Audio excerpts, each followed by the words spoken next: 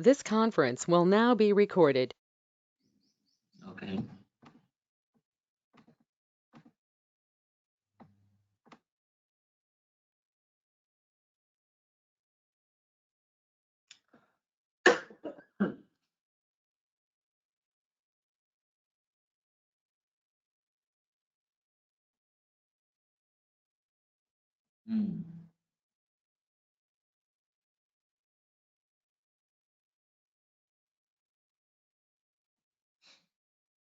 Okay, in the last class,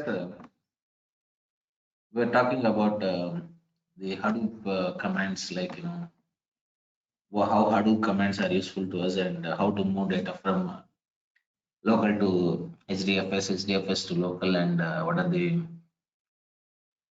very popular commands we use in HDFS. Okay, all that we have discussed in the last class.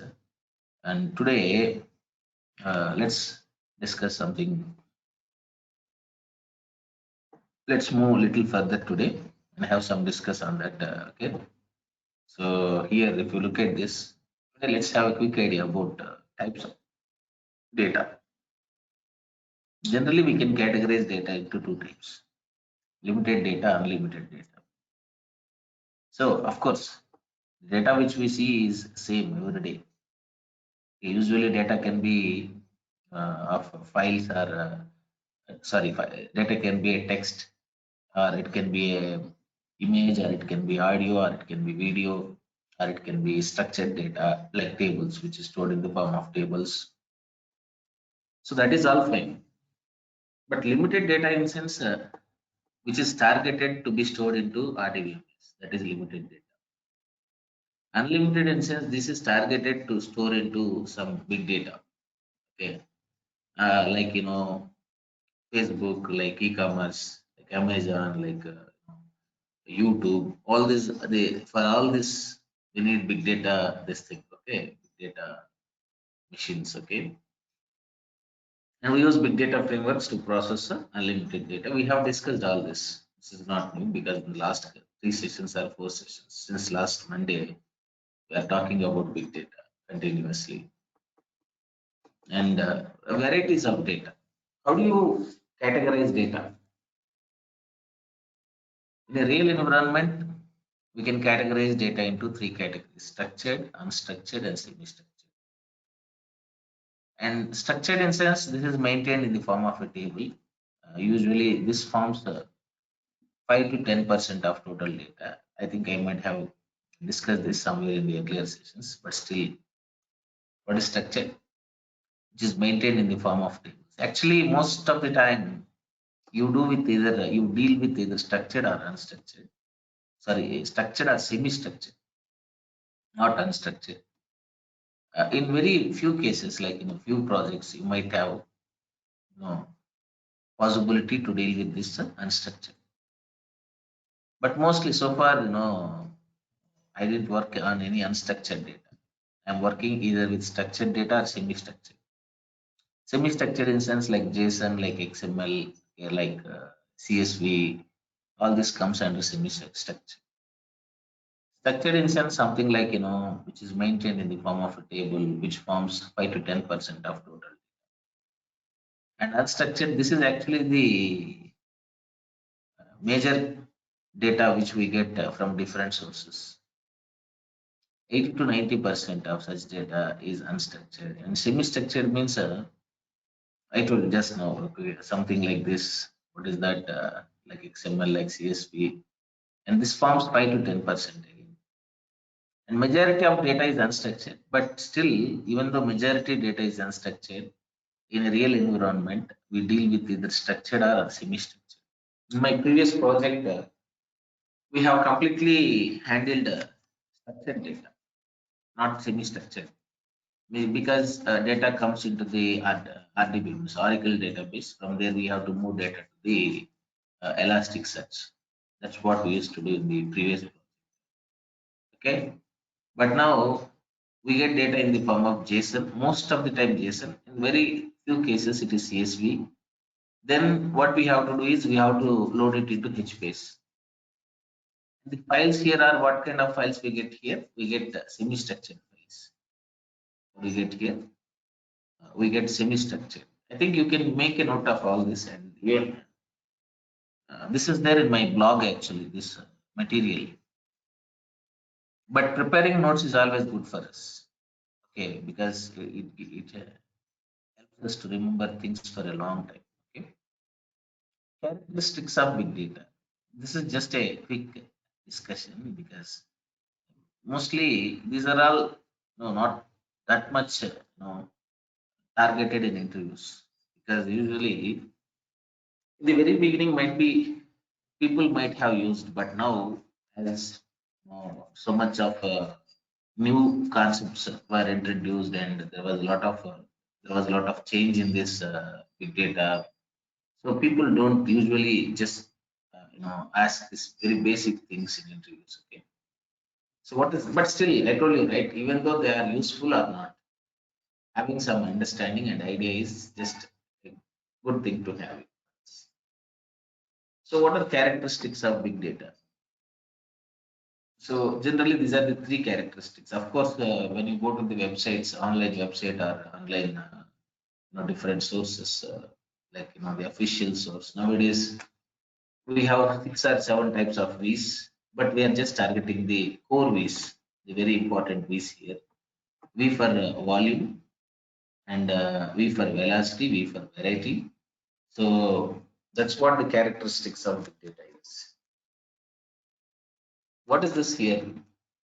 How much data is generated? We volume means the quantity, how much it is generated for 1 second or 1 minute or 1 hour is volume.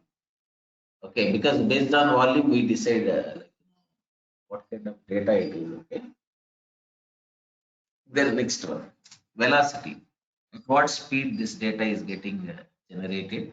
Variety, types of data, just now we have discussed structured or semi-structured or unstructured.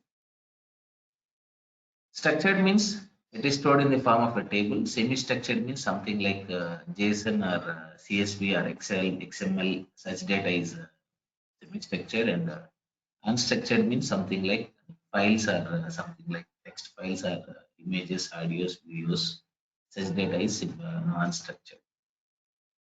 Okay, that is variety of data. Based on these three, we decide type of data. That is what the characteristic of big data is decided. What volume you are getting, at what speed it is generated, and what are the different types of data we get. That is what nothing but what we call characteristics of big data. Okay, and then applications of big data. What are applications of big data? Say I'm going little, I'm just moving little quicker here, little fast here, because these are all very basic things, and we have so many other very important things to concentrate. But still, I hope you are, excuse me, you are clear with all this, right? All of you are following. Just give me an yes or no, folks. Yes, yes. Yeah. Okay, next. Yes. Okay. Next, applications of big data. What is that? Where do you use big data? If you ask this question, big data is everywhere nowadays.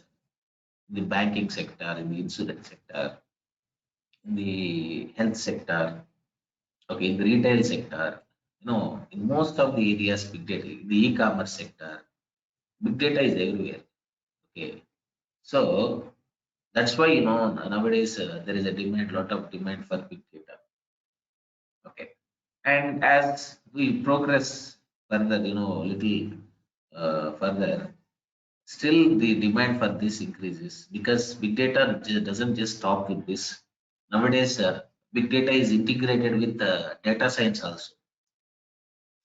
Okay, as it is getting integrated with data science, what happens is, the demand for big data will keep on increasing. It is, we don't have any problem with it. And now it is actually stable.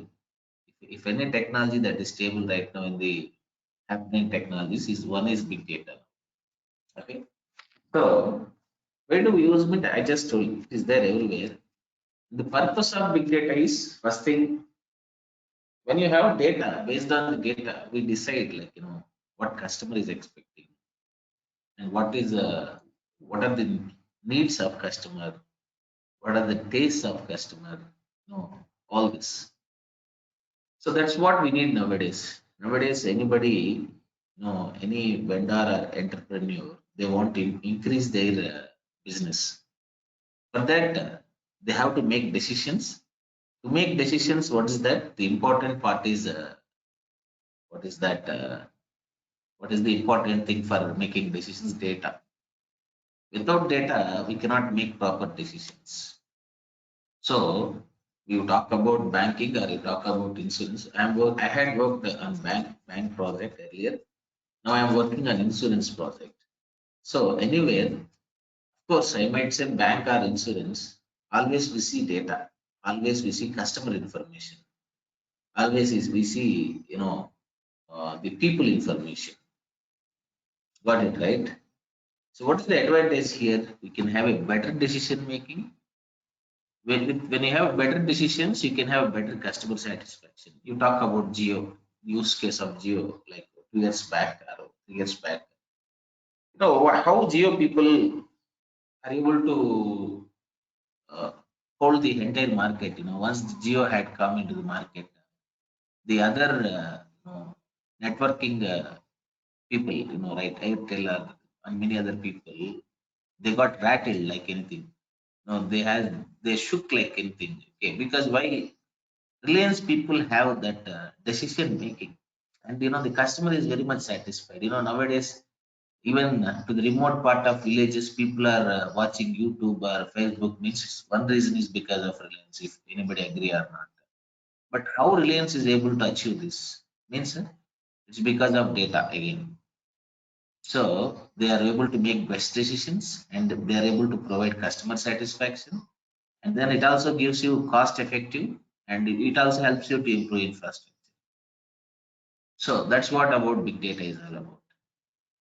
Okay, next one. What is Hadoop then? Hadoop we have discussed earlier. Even I taught this in the last but one session. Okay, so it is a framework, of course. It is a software.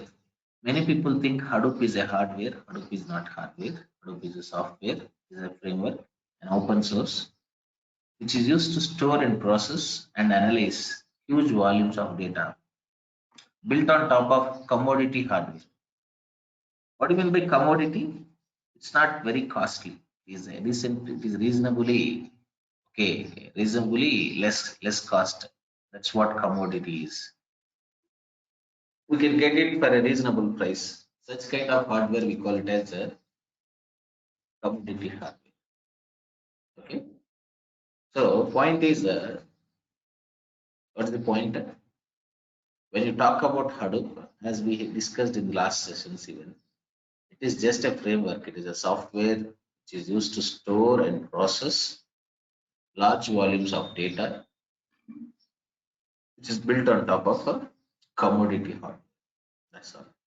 And also, it is also used to process data which is beyond the capacity of RDBMS. So, what are the limitations of RDBMS? See, when you talk about RDBMS, the limitations are it is used to store only structured data. Is one thing. Second thing, it has limited scalability. What do you mean by scalability here? Suppose you have an RDBMS cluster and the data is coming, and then I want to keep adding nodes to the cluster. Nodes means machines. As data increases, I should keep adding machines to the cluster. Okay, but it's not practically possible for me to keep on adding nodes to the cluster. That's why I said limited scalability. Even though what is that? We can scale this RDBMS. We can add some nodes to the cluster of RDBMS, but it is limited. Probably in a RDBMS cluster, maximum we can have around some 250 or no or odd nodes. We cannot keep on adding nodes to the RDBMS cluster. Because that is what limited scalability means. Adding extra nodes to the cluster. That's what scalability is. Understood? So you can still add some. Already you built a cluster, still data is coming. You didn't expect that. Then you can add machines to the cluster. That is what scalable. But for RDBMS, it is limited. We can add few nodes like that, but after certain limit, it's not possible to add nodes to the nodes in sense machines, guys. Okay, machines, hardware. Okay, and obviously this software is expensive. RDBMS software is expensive. Okay, and also it is not highly fault tolerant. We'll talk about all this. What is this fault tolerant? What is all this stuff? When I start talking about architecture of HDFS, when I start discussing the ecosystem, HDFS ecosystem, and we'll see have a brief discussion about every ecosystem. Okay. Now, what is an Hadoop here? Let's understand this. As discussed, this definition is well known to you by now because I have explained this number of times. Hadoop is a big data framework. Like this, we have so many frameworks. Okay, like a Storm, Kafka, or Flink, or Spark. All these are big data. And what all these do? They are used to store and process large volumes of data, which is built on top of commodity hardware. Okay? Second thing, don't think Hadoop is a database. Hadoop is a framework. Okay, don't think it is database. Hadoop itself is not database. Hadoop has so many ecosystems. Among these ecosystems, there might be databases, there might be data warehouse, there might be what is that data extraction ecosystems. Okay, there might be file systems. Okay, it means that's what Hadoop is. As I told you, an example of a human. If human itself is Hadoop, then your kidney, your liver, your heart, and your lung, okay, your brain, all these are ecosystems. Like that Hadoop is. And what Hadoop does? Hadoop does everything. It can process structured data, unstructured data, semi-structured. It is not just limited only for processing structured or semi-structured. It is used to process everything. Suppose if it is RDBMS, RDBMS can store and process only structured data. It cannot process semi-structured or unstructured. But still, maybe if you ask me, sir, earlier we don't have any Hadoop. Still, at that time, even we have some unstructured data or semi-structured data. Then how this data is processed in the old times? Then still, of course, there are ways for handling such things. Okay, even at that time, if data comes in semi-structured form or unstructured form in the olden days, by applying some ETL operations, right? ETL, your semi-structured or unstructured data has to be converted to structured form, and then that has to be stored into RDBs. Got it right? But with the emergence of Hadoop, with the development of Hadoop, things became easy for us. No, it's not, we don't need to struggle a lot, if you are working on ETL technologies. You don't need to struggle that much if you are working with Hadoop. Okay. So that is the advantage of what is that? Advantage of having Hadoop for us. And Hadoop is scalable, other important point. What do you mean by scalable? Just now I told you. You have a cluster like this, you have nodes. I'll just show you with a small diagram. Okay, I'll just explain it quickly with the small. This is your cluster. Okay. Like this, you have nodes like this. Okay, and this is a very large cluster. You have assumed that there are so many machines. I'm just adding few just to show you.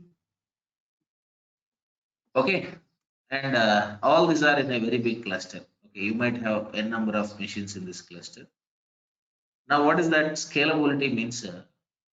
after certain stage, okay, certain time, data keep coming. Now what is that? Once data keep coming, adding new data nodes is important in the cluster.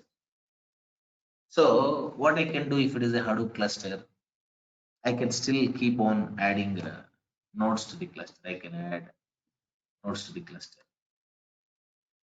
Okay, I can add a 5,000 nodes or 10,000 nodes. Means machines. All these nodes are servers.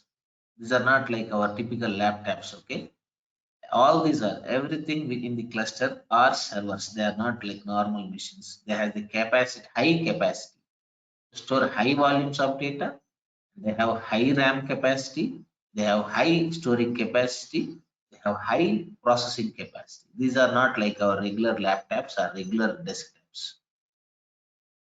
These are sophisticated machines with a large capacity to perform. Got it right? And here scalability means you have like this number of nodes are like this. After a certain time, the data is coming. You have a lot of data keep coming.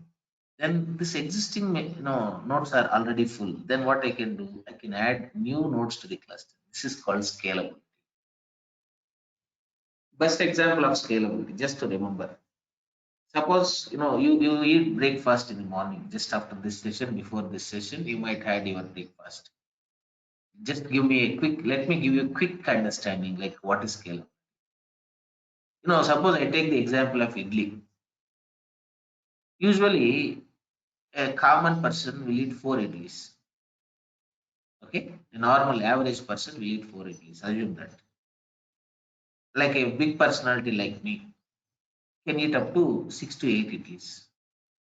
After 4 idlis, what happened? If your stomach is full, then you tell to your mother or wife or your sister or someone, okay, it's enough. Don't try to put it more idlis in my plate. But there is a demand from your mother side or from your wife side or sister side. After 4 idlis, they keep bringing the idlis. Suppose you have 4 now, after that your capacity is 10. Means one more idli if they give you, you can put it in the stomach. 5 idlis. One more idli they give you 6 idlis. One more idli they give you 7 idlis. Means your stomach keep on accommodating. That is scalability. Means usually the capacity is 4. Still you can add a few more to your stomach. If your stomach is a cluster, food cluster, what is that? You can keep on adding, but there is a limitation, right? For any cluster there is a limitation. Suppose a normal man has a 4 idli capacity. Suppose I have 10 idli capacity, some other person might have 20 idli capacity, but after that somewhere limitation is there. Point is that is scalable,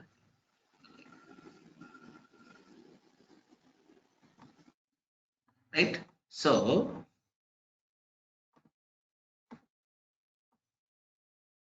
got it right, guys? What is scalability here? Hadoop is scalable, no doubt. It is highly scalable, not like RDBMS. RDBMS has limited scalability. But whereas what about Hadoop? Hadoop is highly scalable, not like RDBMS. Okay. Suppose if there are 200 nodes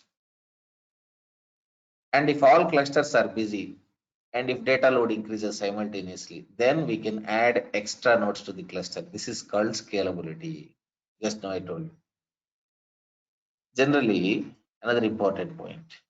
So means what? Hadoop is highly scalable. Scalable means we can add extra nodes to the cluster. That is the final conclusion. Next, another important point.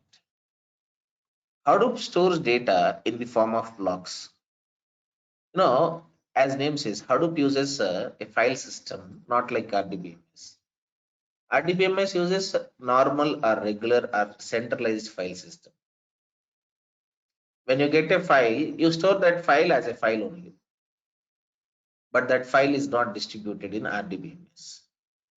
But in Hadoop, when you get a file in the form of, when you get a data in the form of a file, When you try to put it into a Hadoop cluster, that file is split into blocks. I'll explain that clearly, nothing to worry. It is split into blocks, and that blocks are stored on the cluster. And usually each block has a capacity of 64 MB if it is Hadoop 1x. There are versions in Hadoop, Hadoop 1x, Hadoop 2x, okay, 2.x, okay, and many more versions like that. If it is 1.x, it is 64 MB. Earlier people used to use 64 MB, but nowadays for each block people were using 128 MB. Okay, this is what nowadays people are using. Earlier it is 64 MB. So how Hadoop store data? It stores in the form of blocks, and usually the size of block should be either 64 MB or 128 MB. Okay, I will explain. I will show you all this clearly in HDFS architecture. What happens, how to put a file to the cluster. Okay, when you try to keep a file in a cluster, how that file is split into blocks, and how these blocks are spread across data cluster, how this replication factor is applied. I'm going to explain everything in detail, if possible today, or if not, tomorrow's session. Okay, tomorrow probably you get a detailed analysis on this. Are you following? But how data is stored in Hadoop? It is not, a file is not stored directly as a file, but your file is split into pieces, and that piece is called block, and the capacity of each block will be either 64 MB or 128 MB. Okay. Next one. Another important thing, Hadoop is highly fault tolerant because of replication factor. I told you, right? Just understand all these terminologies. Again, tomorrow, when I talk about HDFS architecture, tomorrow is HDFS architecture. We are not going to again wait for another day. So when I explain that, I will explain what is a replication factor and how Hadoop becomes highly fault tolerant if you have a replication factor. What is replication factor? You have data in the form of block, and here each block has 3 replicas. What do you mean by that? Each block has 3 replicas. It is like I used to tell this example for students. Suppose you have a notes. If you have one copy, suppose you lost that notes, you don't have any Xerox copies for the same notes, you lost it. Then what is that? Means your data is gone or not? Completely, yes. Suppose same notes, if you make 2 more copies, one copy is in your bag, one copy is at your home, one copy is at your office. Assume that. Then suppose you lost one copy that is in your bag. Still 2 more copies are available, right? One at home and one at office. Okay. Means what is the advantage here? When you make replication, even though your cluster, your data node is down, even though the data in that blocks in that data node is gone, still these replicas are available somewhere in other data node. I told you, don't keep all your copy of books in the same bag again. Put one at home, one at office, one in the bag. So even though if you lose one copy, still there are 2 copies available at different locations, not in the same location. Are you following this? Then what is the advantage? Means at any given time your data is safe and it is highly available. Suppose if I ask you give me a notes, means might be if it is not in bag, you can go to office and give from the office, or you can go to home and give from home. Means still you are securing that data by keeping replications. That is what this is. And default replication factor of blocks in Hadoop is 3. That you can increase or decrease. Administrators will take care of it. Usually it is recommended is 3. Depends on the requirement. Your administrators might increase to 4 or might increase to 2 or might increase. And okay, minimum 2 are required. Minimum 2 at least. So when data is always available, then it is highly fault tolerant. Highly fault tolerant means even though some faults happen, still data is there. That is what highly fault tolerant is. When your cluster is highly fault tolerant, then it is highly available. Highly available is at any given time, your data will be available, and your there is security to your data. Next one. Default replication is always 3, sorry, always 3. Okay, I told you what is replication just now. And also, Hadoop can be used to build hybrid systems. Means you can integrate other technologies with Hadoop. That is also possible. Many people don't know this. Got it right? That is what hybrid machines are all about. Okay. Is it clear for all of you folks? Understood or not? Are you following, guys? Can I have yes or no from you? So Yes, that Manoj. Yes, yes. okay. Thank you. Clear. You can give me your answers in the chat also. That is also fine for me. Okay, next one. I think clear, right? Next, core components of now we came to this thing. Okay. Now we are talking. You can see this. I told you, right? We are going to switch to the architecture of HDFS. Soon now we are going to talk. But this is a very no. You don't need too much of this because. But we just quickly understand all this. Whatever is necessary, we'll take it. There is some nonsense in this discussion. I will just filter that nonsense because waste of time for you. I told you, right? All this is only for our understanding at this level. Tomorrow, when you start working, even though Hadoop architecture has HDFS architecture has so many things. What are those so many things? HDFS architecture might have a name node, data node, or a yarn, or okay, many things might be there. Okay, but still the point is you don't see all this when you are in a working environment. What you see is you connect to the edge node, you open your command line, and then you start working from edge node. You connect to a HBase, run your queries and see data, and you connect to HBase, connect to write some filter queries and just see the data. Okay, that's what you keep doing every day because we are more into H data operations. I'm talking sorry HBase operations. I'm talking about HBase. Suppose your project is having Hive. What do you do with Hive? You connect it to Hive shell and start doing creating. You don't usually what is that is create tables. Tables are already there because for us almost in our project we have hundreds of tables. But for our requirement, we deal with at least some 15 to 20 tables. Okay, it's more related to the customer data. So we deal with what 15 to 20. Understood or not? So point is what all this is just to get some bigger picture about Hadoop. That's all. But tomorrow, when you really start working as a Hadoop developer, there is no guarantee that you are going to look into all this because administrators need to have a thorough understanding of all this, not the developer. But developer having some basic understanding is good for us. Okay, next.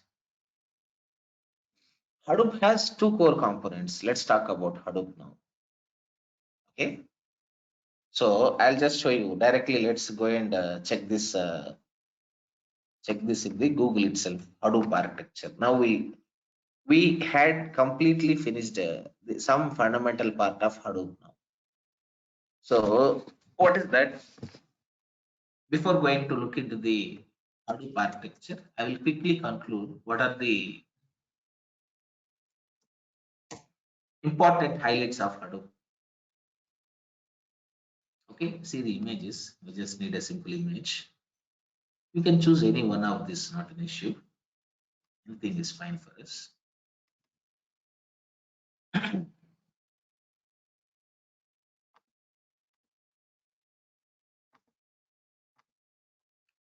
Okay. I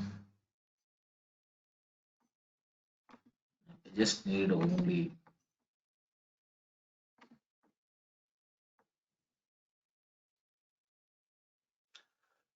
Excuse me.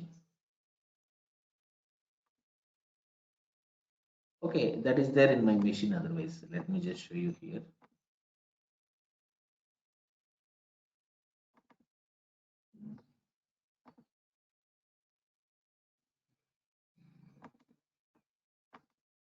So this is Hadoop ecosystems. If you look at this, can you see here now? See, there are two basic ecosystems here. One is HDFS, other one is MapReduce. Okay, other things we'll talk one by one. Okay, HBase, yarn, all this stuff. Okay. So point is that when you talk about core components of Hadoop, the core ecosystems, and when you look at this diagram, okay, this image, what you see, you have so many ecosystems here. But among all these ecosystems, when you talk about Hadoop 1.x, there are two versions again. We have two things like Hadoop 1x, 1.x, and Hadoop 2.x. Okay, and 1 minute. Hadoop latest version. Let us just try to understand. Now, if you see, it has moved up to 2.x also. Can you see here? And it is completely written in Java. Can you see this now? So now we are still in what is that? We had moved to the 3.x as well. Okay, but 1.x is the very older one. It's like very beginning architecture. But still, having a quick idea about is good for you, like how the changes had happened. Okay, over a period of time, how this Hadoop had evolved. That you get a clear understanding when you start with 1.x. Okay, so here when you talk about Hadoop 1.x, okay, so in Hadoop 2.x and 3.x, you see the differences, like the evolution of Hadoop, you get some idea. 2.x and 3.x, I think the cluster is almost similar ecosystems, but might be the processing speeds or the new integration technologies with Hadoop that might change. But if you see the difference between 1 and 2, that is clear for us. It will give a quick understanding. Okay? Now, what are the core components for us now? Whatever I am talking, it is targeted for 1.x. Which one? This is targeted for Hadoop 1x. Okay, because MapReduce is not now. Now people don't use MapReduce as a processing engine. And has been introduced now. If it is 2x or 3x. So, but now let us start with 1x.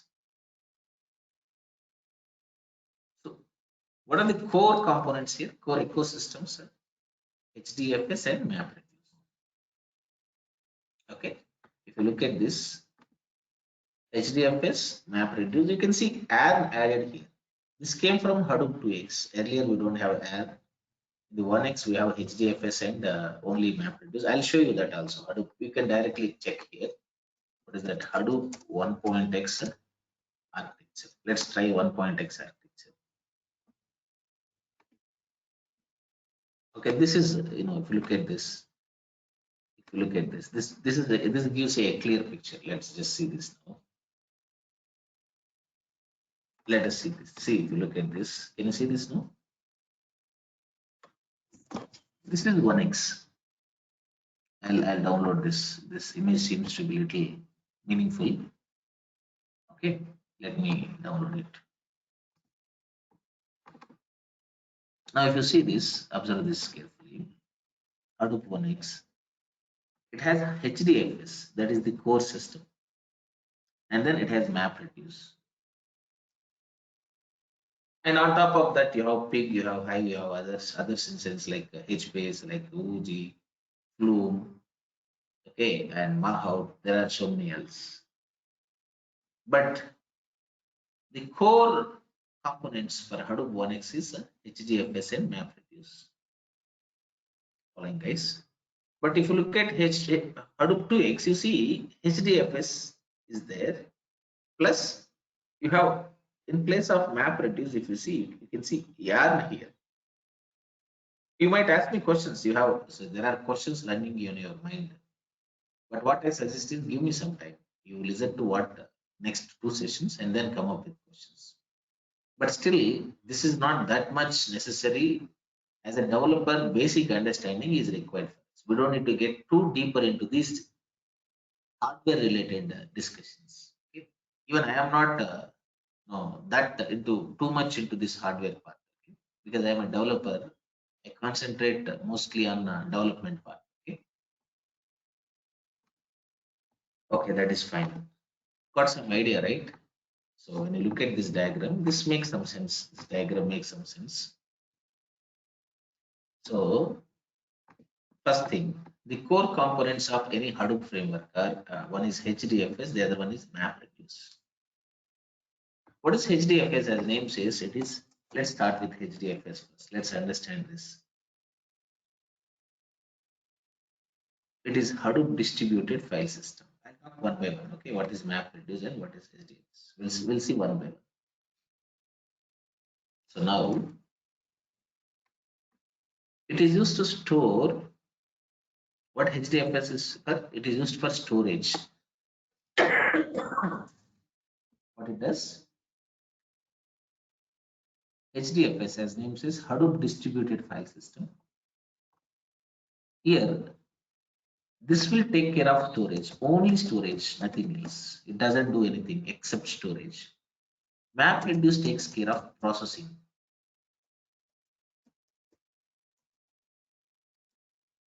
And analysis, of course. If you want, you can do analysis as well. Okay.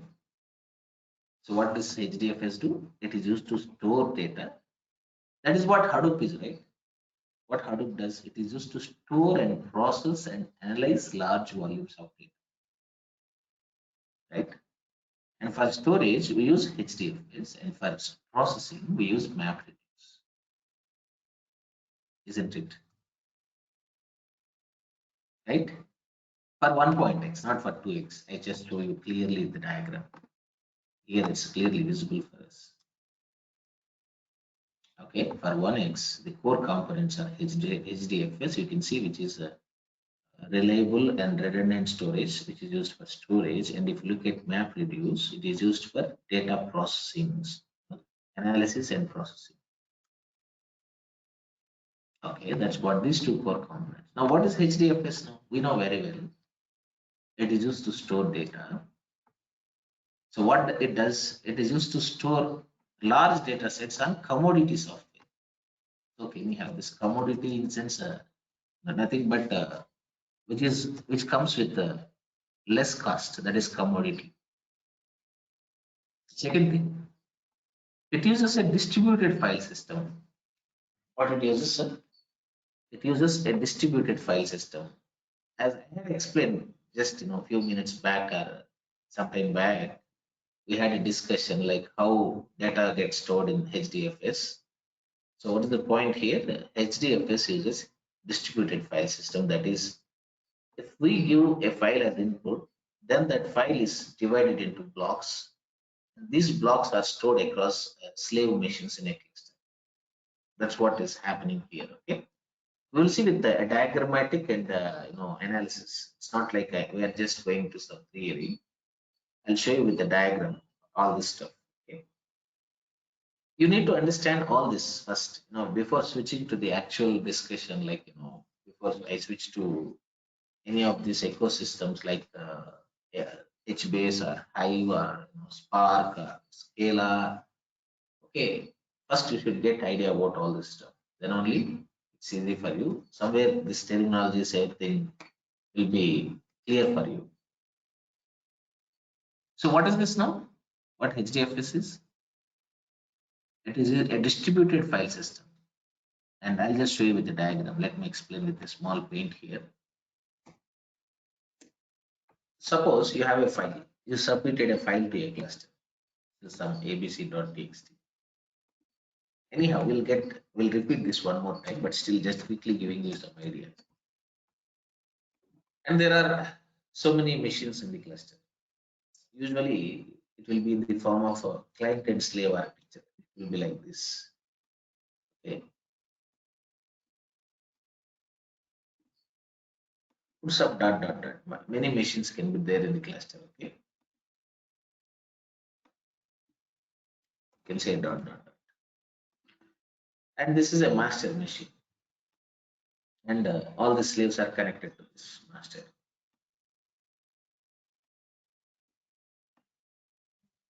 Okay, not just only one master, you have multiple masters. Okay, in this Hadoop architecture, what do you have? This masters can be called as something like name node. I will explain this anyhow, not now, in tomorrow's session in detail. And there will be in the if it is 1x, there will be secondary name node, one more will be there here, and a job tracker, one more will be there. So this is actually secondary name node. If you talk about Hadoop cluster in HDFS, the architecture of HDFS will be like this: secondary name node, and this one, this is called job tracker.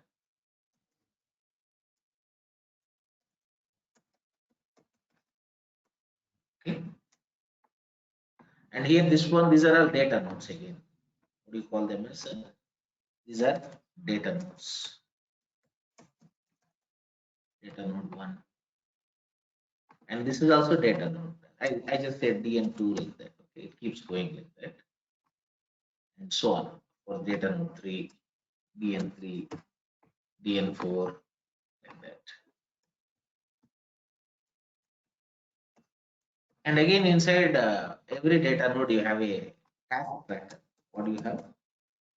Again, there will be a task tracker 1, TT1, TT2, this task tracker 2, like that. It keeps going like that. And TT3 and TT4, it keeps going like this. Okay. This is a simple Hadoop HDFS, not Hadoop architecture. This is only exclusively HDFS architecture. And data nodes get connected to data nodes are reporting to name node. These task trackers are connected to job tracker. You see TT, these TTs are connected to tracker. If you see, they are one kind of processing services. All these are softwares, all these are services, all these are threads, all these are daemons. This is not hardware. When you install Hadoop on top of cluster, all this is a software. Hadoop instance, Hadoop itself is a software, it's a framework which is installed on top of a cluster. Whatever we see here, these are all threads, or we can call them as processes, services, or programs, or software. You can say anything like this. These are not hardware. Node is different, name node is different. When I say node is a physical machine. When I say name node is a software which is a master which is used to manage or control all data nodes. It's a software. Got it right? So okay, fine. This is your cluster. It look like this. We'll talk more on this tomorrow. Now you have no. Now you have a file. Now you have to keep this in a cluster. What happens to this file? This file is not stored in master machines. Definitely, I can tell you one thing. This file is never ever stored in masters. Then where is this stored? This has to be stored on a data nodes. But do you think this data come directly to data nodes? If it is a real-time cluster, first you don't directly put it into data nodes. First, what you do first you move this file to some machine called as a edge node. What machine? I'll just show you. First, this data is stored into something called edge node. What node? I'm giving you direct real-time use cases. You move it to edge node. File is moved to edge node. Okay. From edge node, your data is moved to either data nodes.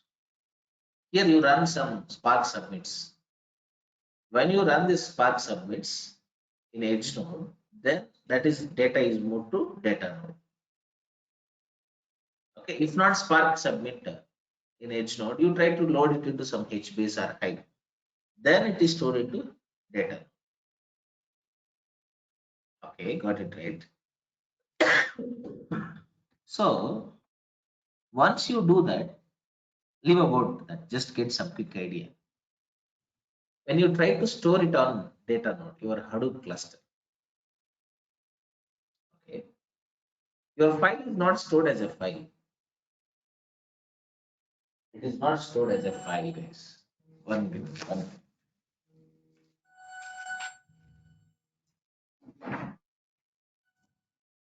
Then how it is stored? Suppose this is a 500 MB file. How much is this? A 500 MB. Now this is divided into blocks. So okay, 500 by 128. Each is 120 MB. I just told you, right? Hadoop stores data in the form of blocks. The file system of Hadoop is HDFS, and HDFS always stores data in the form of blocks. And also, the data in HDFS is not stored in single machine, but it is split and distributed across multiple machines. Why? Because HDFS uses, right, folks? It uses Hadoop distributed file system. It uses a distributed file system. And when it is using distributed file system, what happens? Your file is split and stored into different machines. Now, how many blocks are created for this file? I assume that roughly 5 blocks. Roughly, approximately, we get how many blocks here? You get 5 blocks. Following this term. Each with the how much? Each with the 128 MB capacity. Okay, we got 5 blocks. Now, what happens to these 5 blocks? You have something like this. What is that? Let me just show you. Your blocks are like this: block 1, B1, and B2. Okay, otherwise I'll write like this instead of putting diagrams. You have 5 blocks. Assume that blocks are B1, B2, B3, B4, and B5. There are 5 blocks for us. And each with how much size? Each with the 128 MB capacity. 128 MB, 128 MB. Like this, all blocks are how much in size? 128. Now what happens? Now these blocks are moved to the cluster here.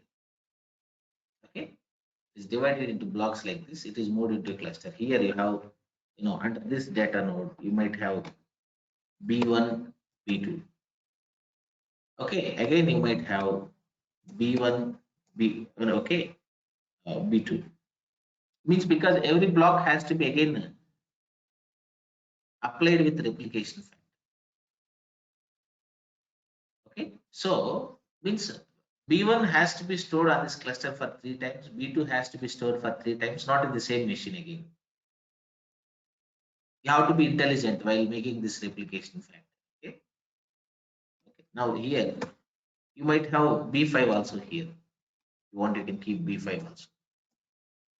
Here it is stored like okay, B2, B3, B4. Here it might be, what is that? B4, B5, B1. Okay, you can see this. I am not keeping same block in same machines. Minimum you can have 2 blocks in one machine. At least 1 block has to be moved to other machines, so that if any data node is down, still we have that data available in other machine. Okay, other node. Got it right? So this is how still we can add replications. So I can show replications here. We can keep what is that?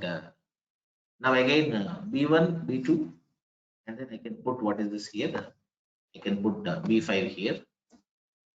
And what about this B2? again has to come for how many times? 3 times. So this B2 is for 3 times, B1 came for 3 times, and B3 is coming for how many times? It is coming only for 1 time. Then you can put B3 here, you can put B3. Means it came for 3 times. And B4 coming for how many times? B4 came for 2 times. One in the data node 3, one in data node 4, and one more copy is required. You can put it here. Okay. And B5 is coming for how many times? It is just only this is for coming for 3 times. You can see one block in DN1, one block in data node 2, one block in data node. In this way, what happens? Your data is split into blocks. File is split into blocks and distributed across cluster, and you don't need, your involvement is zero here. You have a zero involvement in all this process. All this is taken care by the Hadoop cluster. Nothing is done by you. Once your job is just submit the file. Okay, that's all. Nothing is in your hands, or you are not doing anything here. So checking the file, dividing into blocks, moving into cluster, keeping into data nodes, and maintaining metadata of these blocks. Okay, and then processing these blocks, everything is taken care of with Hadoop framework. You are just only a spectator there. Your job is submit the file and just see the game. That's all. You don't need to do anything else there. This is all happening undercover. You don't see this dividing into blocks or splitting across a cluster. You don't see this directly. But if you want, you can see it. You can go to the name node and you can see the blocks information. You can see the size file information, or you can see this metadata information. The administrators have a clear hold on all these things. But as a developer, it is an abstract. Mostly it's an abstraction for us because it is not our responsibility. Now this is how HDFS stores data. You can see this. Got it right? It uses distributed file system. If a file is given as input, then that file is divided into blocks, and these blocks are stored across slave machines or data nodes. What we call. I'll talk tomorrow in detail again. And the size of blocks can be 64 MB if it is Hadoop 1x, and 128 MB if it is Hadoop 2x. And this block size can be configured. Again, this admin people come into the picture. You can make it 64 and 128, but nowadays it is 128. It is not 64. And we can increase the block size or decrease the block size. All this can be customized. The administrators can do the customization. Not a problem. Okay. And then when you distribute blocks like this across cluster, these are processed by, this is how HDFS stores data in the form of blocks and applies a replication. Because when you apply replication, suppose data node 1 is down, sir. Data node 1 is down. Then still your replicas are available in other data node. When replicas are available in another data node, immediately your Hadoop framework will create here one more replica. It will always make sure that your data blocks are having 3 replications. Suppose you lost one copy of your notes from the bank, again you can go get one from office and make a xerox of that, and you can always make that 3 copies of this thing, replication concept. Same thing here. That's why data is highly available in Hadoop clusters. And it is highly fault tolerant. Even though one data node is down, still that data is there in other data nodes. At any time your data is available, you are not going to lose data. Got the point, right, sir? So point is simple. And you can customize your data blocks. Anything can be customized. Administrators do that.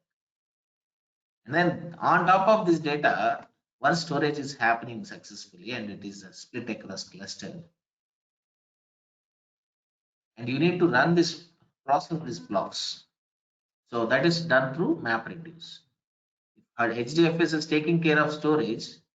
Then MapReduce takes care of processing this, that we see in tomorrow's session. How this in a detailed discussion. Tomorrow you get a bigger picture of HDFS architecture as well as MapReduce as well. So how MapReduce works, what are the functionalities of MapReduce? Not too deeper, but whatever it is necessary, we'll discuss tomorrow. You got it right. This is the first ecosystem of your Hadoop. If you look at this, this is the very core. Without HDFS, I can say Hadoop doesn't exist. It's highly impossible your Hadoop to exist because it is the file system which stores all the data. Got it right? And without this, your Hadoop ecosystem is not possible to exist. Got it right? So that's idea about this one. Got it. And you can see we had discussed all this. The blocks are distributed across the cluster and are processed parallel. Otherwise, this is very important point. When you distribute blocks like this, advantage is you can have a parallel processing on these blocks. You have just single file, sir. The single file is divided into blocks and stored on cluster. And then the blocks are distributed here, sir. The distributed, the advantage of distributed file system is you can have a parallel processing, sir. What is that? Your data blocks, one file has data blocks, and this can have a parallel processing. Task tracker 1 can process some blocks, task tracker 2 can process some blocks, task tracker 3 can process some blocks. In this way, this one file is processed by many machines, then you can see how quick this file can be processed. If it is RDBMS, one file is processed by one machine, but if it is Hadoop, one file is processed by many machines, and that is what parallel processing is. And the advantage is you have high throughput here, you have high speed capacities. But if you want to achieve high speed capacities, even the data has to be at the same level. If you have less data and give it to a Hadoop cluster, then it is again this, you are misusing Hadoop performance. Got it right? You have to bring in Hadoop only when you have huge data. Again, if it is minimum data, normal, less data, then you choose RDBMS. Don't go for Hadoop. Okay, you are following, sir? If you are following. So more advantage of Hadoop is parallel processing. What is that? Parallel processing. Because why parallel processing? Hadoop uses distributed architecture, distributed file system. The data is so that. One question, Manohar. Pardon? One question. You said the node is down, right? Yes, yes. If a node Yes. is down, you are saying that it will pick from other node. May I know why a node can be down? Why a node can be down means due to some network issue. Okay. Okay. Failure due to some hardware failure. Okay. Means do you guarantee that your hardware have an issue? No. Just want to know why. How can a node be down? Is it being replacing by something else, or is it busy Yeah, with yeah. giving data? No. Down in sense it is completely dead. Dead in sense it's gone. Got Okay. it right? Got it. So yeah. But I didn't completely discuss about architecture today. Okay. I just only talk. My focus today is about how to split a file and how it is divided into blocks, how blocks are stored across cluster. That is the concentration point today. I didn't talk about architecture. Okay. Thank you. Tomorrow I'll give a detailed discussion about the all this what threads or process or services. Tomorrow's discussion is about this. Today's discussion is we are trying to understand what is HDFS and how data is split and how blocks are distributed and what is replication factor, what is the minimum replication factor, what is the advantage if you split data and store into cluster. The greatest advantage is parallel processing. That's what I'm trying to introduce here. And this is highly tolerant is that okay? I don't. Somebody is asking me question. Who is that? May I know your name, please? It's Bharat. Bharat. Okay. But tomorrow, I think if you have any doubts, I told you right. Definitely, your doubts have answers in the tomorrow session. If anything is there in your mind. Thanks, Manohar. So yeah, it is highly fault tolerant. And down instance, I'll talk on this tomorrow. What is down or when it is down, how this no, how your Hadoop cluster is going to manage things and how it takes care of again keeping all the other replicas in the same uh, this thing that we see in tomorrow's session. Then okay, fine. Next one, it is written in Java. I just had shown you also. It is highly available. And recovery is very fast in HD, this Hadoop or HDFS. Okay, we'll talk on this in tomorrow's session. Okay, that's all for today because I think you have even office and I have my office also. I should get ready and start moving.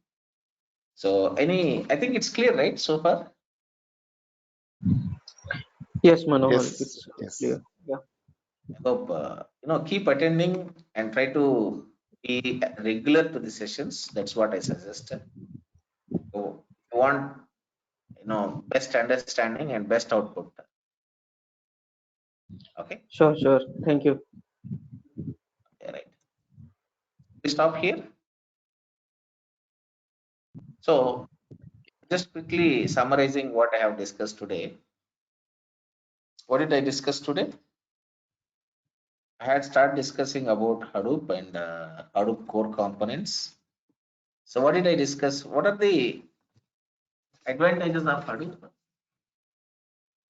Hadoop used to store and process data. That is one thing. Second thing, what Hadoop does, it is a framework, of course. It uses a HDFS, Hadoop distributed file system, and data is stored in the form of how data is stored here. Data is stored in the form of in blocks, and usually block capacity is how much? Block capacity is either 64 MB or 28. For 1.x 64 MB, from 2.x onwards, it is a 128. Okay, and then it does parallel processing because of distributed file system. The greatest advantage is parallel processing. Okay, next one. What else? Highly available, highly fault tolerant. This is what we have discussed. Highly available, then highly fault tolerant, isn't it? Right? Any more? Anything else I have discussed on this? And so far we have three different versions: Hadoop 1x, Hadoop 2x, okay, Hadoop 3x. This is what I have discussed. And then we started understanding core components of Hadoop 1x. When you talk about it, you have two core components. Of course, there are many. Apart from that, we are talking about core components. That is, we have HDFS, that is one thing. The second one is a map reduce, that is the second one. When you talk about HDFS, again, what is what is HDFS here? HDFS is something which is used to store and process large volumes of data. Sorry, it doesn't process, it is used to store large data sets. Okay, that is one thing we have discussed, large data sets in the form of blocks. It is stored in the form of blocks and it uses distributed file system. As name says, HDFS means it uses distributed file system. Okay, and then what else we have discussed? And it has a block size, as just discussed, either 64 MB or 128 MB, depends on the type of version you are using. Okay, 128 MB. The greatest advantage comes here is a parallel processing, which is increasing the speed of processing. As you have distributed file system, it helps you to do parallel processing and highly available. Your data is always highly available and highly fault tolerant. What is that fault tolerant? Everything we see it in tomorrow's session. Okay, and, highly fault tolerant. That is one more thing. Any more questions on this? That's it. That's what I have discussed for today. Tomorrow architecture is Hadoop. Okay, I talk a very detailed discussion happens on HDFS architecture, and as I told you clearly today, okay, tomorrow we get more into the detailing of this Hadoop HDFS, this ecosystem, and all the processes we have, the daemons, and how they work, how they interact with one another. Okay, all that we'll talk in tomorrow's session. I just introduced, we had a brief introduction to this, but not in a detailed discussion. Tomorrow we'll talk more on this. Got it, right? Any more questions? Like, Bharat had asked me a question, like any other, have any questions now? Nothing from my side, Manohar. It's clear. Yeah, okay. If anybody has questions, you can throw them. No, everything is clear. Okay, right, fine. What I suggest is we are just in the very beginning. I recommend, if possible, please share this with your friends. Okay, ask them to attend these sessions, because I can tell this the sessions will be definitely useful for everyone. So those who want to switch their technology or upgrade yourself. Okay. So, and I think I still need to upload my videos. I thought to do some editing, but didn't find time. But still, I'll upload everything. All the videos will be available on YouTube. And right? Our YouTube channel is this. Please, even share, if possible, please share with your friends and colleagues. Manohar Learn Well Space Tech. This is our YouTube channel. Okay.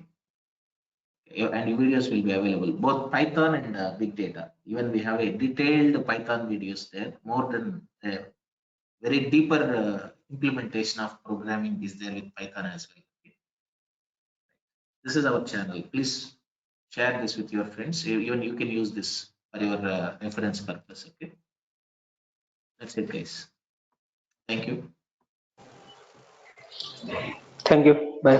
Have a good day. Thank you.